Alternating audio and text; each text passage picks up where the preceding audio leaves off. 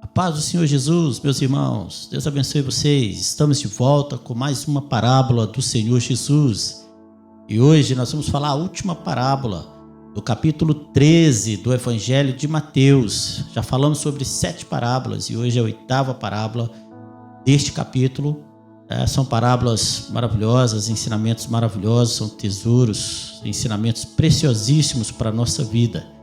E a parábola de hoje é Evangelho de Mateus, capítulo 13, versículos 51 e 52, que diz assim: E disse-lhes Jesus: Entendeste todas estas coisas?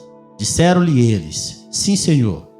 E ele disse-lhes: Por isso, todo escriba instruído acerca do reino dos céus é semelhante a um pai de família, que tira do seu tesouro coisas novas e velhas. Amém. Glória a Deus. Amados irmãos, muitos estudiosos, eles não comentam ou não consideram essa parábola como parte do conjunto de parábolas do capítulo 13 de Mateus. Mas eu entendo que é preciso falar sobre essa parábola, porque ela tem um caráter conclusivo das demais parábolas. É nesta parábola que Jesus explica como os discípulos devem agir ao entender as demais parábolas. No versículo 51, o versículo que nós lemos no início, Jesus faz uma pergunta para os seus discípulos. Ele pergunta assim: Vocês entenderam todas estas coisas? Bom, os discípulos responderam que sim. E após a resposta dos discípulos, Jesus então conta-lhes a parábola do escriba e do pai de família. Ou seja, essa parábola, ela é uma resposta à resposta dos discípulos para o Senhor Jesus. Vejam bem, após os discípulos responderem que sim e entenderam, entenderam tudo, é que Jesus começa a parábola. E ele começa dizendo: Por isso, então essa parábola é uma resposta à resposta dos discípulos, dizendo que entenderam, que compreenderam o que Jesus havia lhes ensinado nas parábolas anteriores. Bom, é preciso lembrar que Jesus, como mestre, ele estava a preparar seus discípulos para dar continuidade aos seus ensinamentos e à sua obra aqui na terra.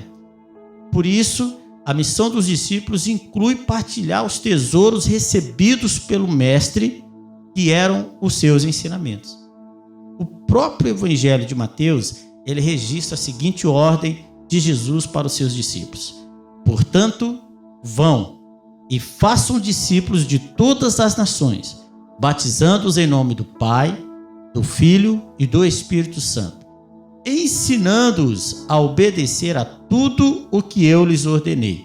E eu estarei sempre com vocês até o fim dos tempos. Isso está no Evangelho de Mateus, capítulo 28, versículo 19 e 20. Portanto, observem na ordem do Senhor Jesus para os seus discípulos: Vão e façam discípulos. Como? Ensinando-os a obedecer a tudo o que eu lhes ordenei. Então o Senhor Jesus está preparando os seus discípulos, ele está ensinando os seus discípulos, ele está ensinando a eles os seus tesouros, os seus mistérios, revelando a eles todo o conhecimento, tudo que ele tinha recebido do Pai, para que esses discípulos passassem para outros e ensinassem a outros, Para um discípulo que nutria grande admiração e consideração pelo seu mestre, e que inclusive deixava tudo para o seguir, cada ensinamento do mestre era um tesouro preciosíssimo. Bom, tendo feito essas considerações, meus queridos irmãos, nós vamos relembrar agora, eu quero relembrar vocês de todas as parábolas que nós já falamos, do Evangelho de Mateus, capítulo 13. Nós já falamos sobre 7 e esta é a 8ª parábola. A primeira é a seguinte: a parábola do semeador. A segunda é a parábola do trigo e do joio. A terceira é a parábola do grão de mostarda. A quarta é a parábola da farinha e do fermento. A quinta é a parábola do tesouro escondido. A sexta é a parábola da pérola de grande valor. A sétima é a parábola dos peixes bons e ruins. E esta, a 8ª, a última parábola, é a parábola do escriba e do pai de família. Algo muito interessante que eu quero observar aqui, que eu quero deixar aqui, é a palavra de um comentarista chamado Robson. ele faz as seguintes comparações entre a primeira parábola, que é a parábola do semeador, e a oitava parábola, que é a parábola do escriba e do pai de família. Tá?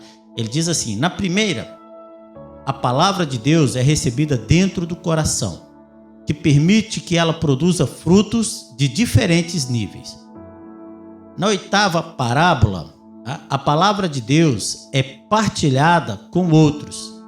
Ou seja, agora o coração é o tesouro de onde são tiradas as riquezas e partilhadas com outras pessoas. Na primeira, a palavra é colocada e na última, ela é tirada para partilhar. Tá? A primeira parábola fala de fruto para Deus. A última fala de bens para os homens. A primeira parábola fala de guardar a palavra de Deus, no sentido de quê? De entender, de mantê-la no coração. Na última parábola, os discípulos aprendem que devem partilhar a palavra como obediência e cumprimento dos ensinamentos de Cristo. Vale a pena dizer que não podemos ensinar o que não aprendemos, né? Bom, Robson também diz o seguinte: a parábola do Senhor é a chave para entendermos os mistérios do reino. E a do escriba e do pai de família mostra como fazer uso desses mistérios, uma vez que eles sejam compreendidos. Tá? Então vamos lá, vamos falar dos personagens desta parábola. Tá? E o primeiro deles é o escriba. Tá?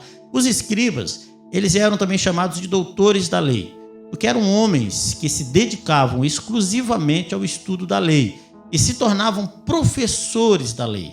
Na época de Jesus, eles ensinavam nas sinagogas dos judeus. Nós vamos ver isso em várias passagens do Evangelho de Jesus. Né? No início, os escribas eram apenas os descendentes dos sacerdotes e levitas. Depois, ou seja, posteriormente, eles se tornaram um partido e, em vez de ensinar e aplicar a lei, também envolveram a lei com suas tradições e seus preceitos.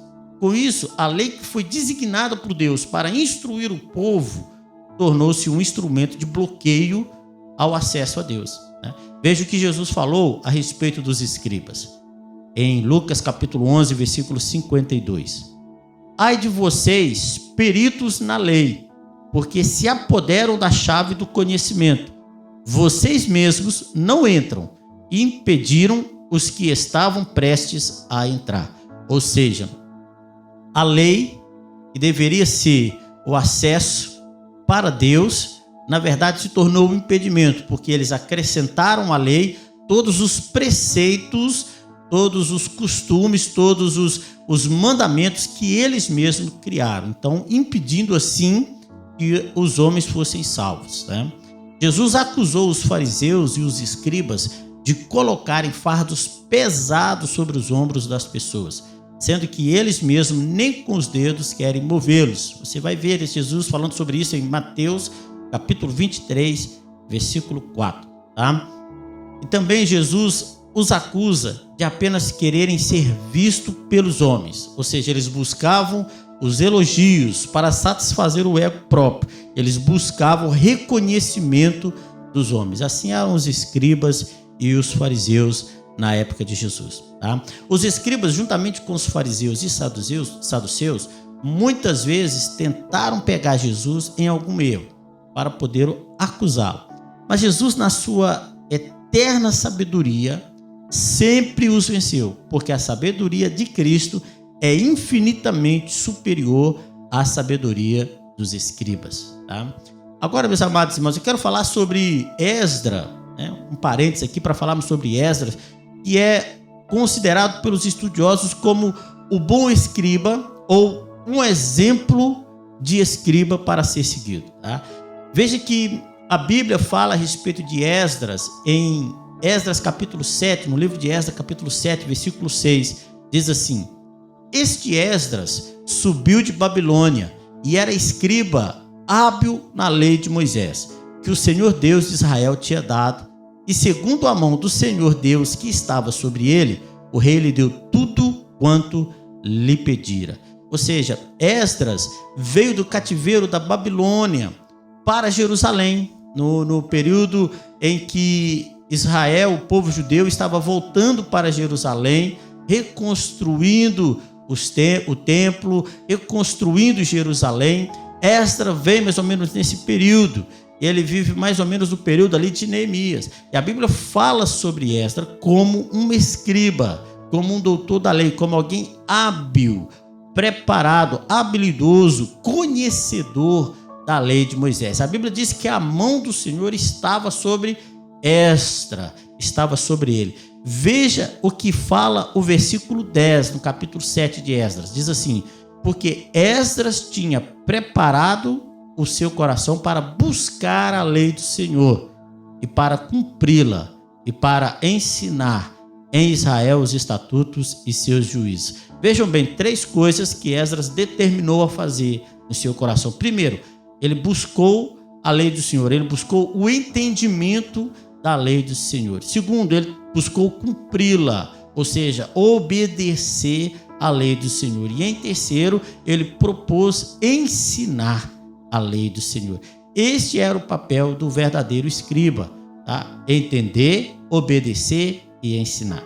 Tá? No livro de Esdras, no capítulo 9 e 10, nós vemos Esdras dirigindo a nação judaica ao arrependimento e à confissão de pecados. Já no capítulo 8 de Neemias, nós vemos Esdras liderando uma grande reforma espiritual na nação, através do ensino da lei de Deus. Eu os convido depois a lerem esse capítulo 8 de Neemias, muito interessante. Esdras à frente do povo, construíram um púlpito de madeira e Esdras sobe naquele púlpito e ele está lendo a lei durante horas seguidas. Ele lê a palavra do Senhor para o povo e o povo se arrepende e ali acontece uma grande reforma espiritual. O povo ora a Deus, o povo deixa os seus pecados. É lindo ver essa reforma, esse avivamento de Esdras ali no capítulo 8 de Neemias. Tá bem? Bom, como já falamos, os escribas falharam na missão de ensinar a lei de Deus ao povo, pois deram mais valor às suas tradições. Tá? Em Jesus, toda a lei ela é cumprida. E o próprio Senhor Jesus traz a verdadeira interpretação da lei. Os mestres da lei não tinham ouvidos espirituais para compreender a revelação da lei, que é Cristo. Por isso eles rejeitaram ao Senhor Jesus. Nós já falamos em outras parábolas sobre a rejeição. Israel rejeita o Senhor Jesus. Israel rejeitou a verdadeira luz. Eles rejeitaram o conhecimento. Por quê? Porque não entenderam a lei de Deus. Porque a lei aponta para Cristo. A lei apontava para Jesus. Tá? Uma vez que os mestres da época rejeitam os ensinos de Cristo, ele os entrega aos discípulos. Jesus entrega os seus ensinamentos, seus mistérios aos discípulos, à sua igreja, e os comissiona a partilhar a sua doutrina, o seu ensino a todos os povos e nações. Por isso era necessário uma total compreensão dos ensinamentos de Cristo. Por isso, a preocupação de Cristo em que os discípulos entendessem, compreendessem completamente o que ele estava a ensinar, o que ele estava a transmitir. Tá? Alguém disse o seguinte: embora os discípulos não estudaram nas escolas rabínicas, eles passaram 3 anos na Universidade de Cristo, a Universidade dos Pés. Aleluia! Essa é a melhor universidade, espetacular. Universidade dos Pés, ou seja, ali aos pés de Cristo, aos pés de Jesus, como Maria estava. Maria, irmã de Marta, irmã de Lázaro, ela estava aos pés de Jesus aprendendo, atenta aos ensinos do mestre, recebendo todo o ensinamento do mestre. Essa é a melhor faculdade de todas. Glória a Deus. Cristo é o supremo escriba. Ele transmitiu aos seus discípulos toda a verdade que ele recebeu do Pai. No Evangelho de João, capítulo 17, versículo 8, Jesus disse assim: porque lhes dei as palavras que tu me destes, e eles a receberam, e têm verdadeiramente conhecido que saí de ti, e creram que me enviaste. Aleluia, glória a Deus. Jesus está aqui como escriba, transmitindo a verdade, mas ele é o verdadeiro escriba, ele é o verdadeiro doutor da palavra, dos ensinamentos do Pai. Ele recebeu do Pai e transmitiu aos discípulos. Glória a Deus por isso. Agora vamos falar do pai de família. Todos nós sabemos o que é o pai de família. todos nós conhecemos melhor essa expressão pai de família. Pai de família, ele é uma figura de autoridade. Ele é aquele que governa como cabeça. A sua autoridade, ela é reconhecida, ela é aceita dentro de sua casa, né? Ele é também uma figura de um pastor, ou seja, é aquele que cuida, é aquele que supre de bom alimento. Este é o papel do pai de família, que é também o papel de um pastor, tá? Nessa parábola, Jesus usa a expressão um escriba instruído acerca do reino dos céus. Isso na versão Almeida corrigida e fiel, tá? Mas na versão Almeida revista e atualizada, diz assim, um escriba versado no reino dos céus, ou seja, capacitado, preparado no reino dos céus. Na nova versão atualizada, Almeida, diz assim, um escriba instruído no reino dos céus. A NVI, nova versão internacional, diz instruído quanto ao reino dos céus. A nova versão transformadora diz todo escriba que se torna discípulo. E a Bíblia para todos, ela diz o doutor da lei que aceita a doutrina do reino dos céus. Portanto, vejam bem, nessa parábola, Jesus vai falar de um escriba que se torna discípulo, mas discípulo de Cristo, discípulo do reino dos céus, um discípulo que pertence ao reino dos céus.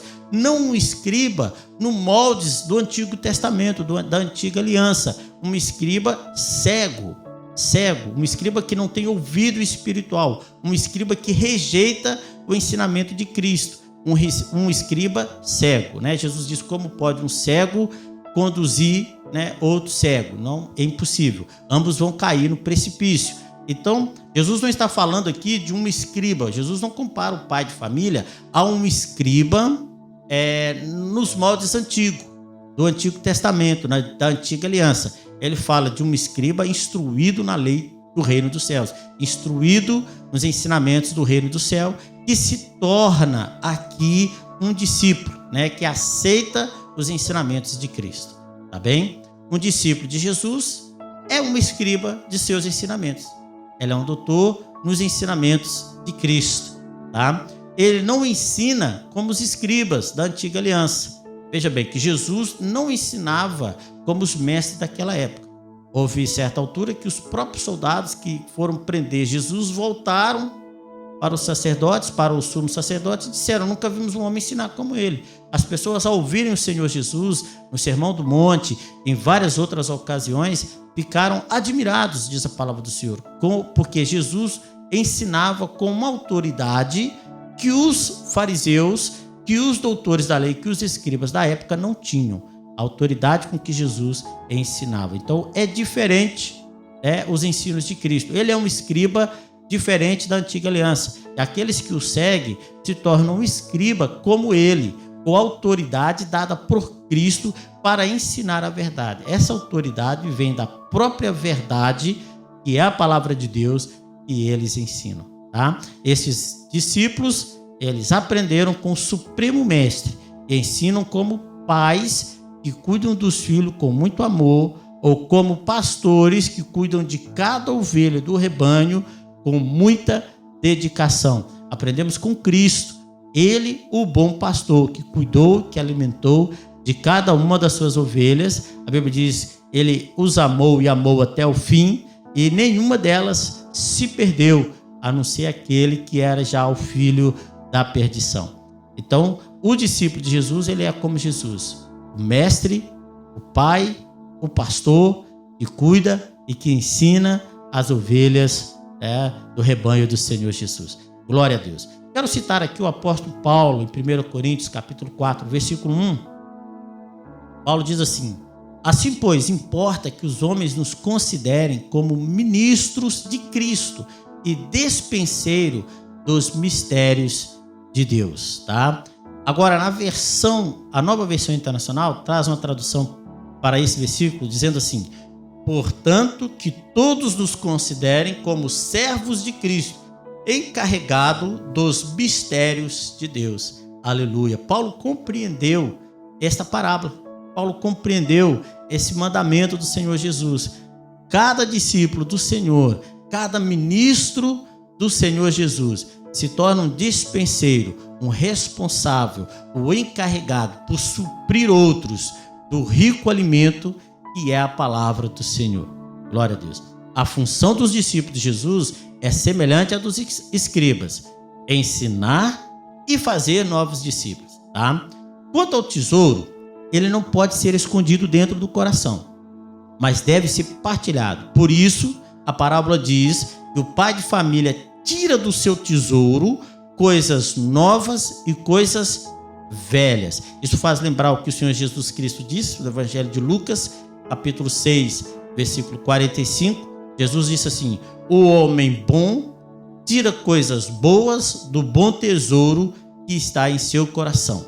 Depois ele diz assim: porque a sua boca fala do que está cheio o coração. O coração está cheio dos tesouros. Esses tesouros são os ensinamentos de Cristo, os mistérios de Cristo que agora são revelados. E ele tira desse tesouro riquezas preciosas, ensinamentos preciosos para partilhar com outros, para transformar outros, para edificar outros, para salvar a vida de outros, tá? O evangelho do Senhor Jesus é o novo, que Jesus tornou possível pela sua morte e ressurreição. Ele veio como cumprimento da promessa feita pelo antigo. O que os escribas não entenderam, agora está debaixo de nova luz, a luz de Cristo. Tá? Certo comentarista, ele diz o seguinte: o que torna a Bíblia tão fascinante é que suas verdades são tão antigas e, no entanto, são sempre novas, recentes e que reluzem como nova glória e pulsam por nova vida. Aleluia. Por isso que a parábola diz que o pai de família tira do seu tesouro coisas velhas e novas, né? O velho é as verdades antigas, desde a fundação do mundo, que o Senhor tem revelado a nós, tem revelado aos homens, tá? E o novo é o cumprimento da palavra, o cumprimento da promessa em Cristo. O novo são os ensinamentos, são as verdades eternas debaixo da luz de Cristo. Aleluia, glória a Deus, bendito seja o nome do Senhor. Meus amados irmãos, esta é a última parábola do capítulo 13 do Evangelho de Mateus. Nós concluímos este capítulo aqui.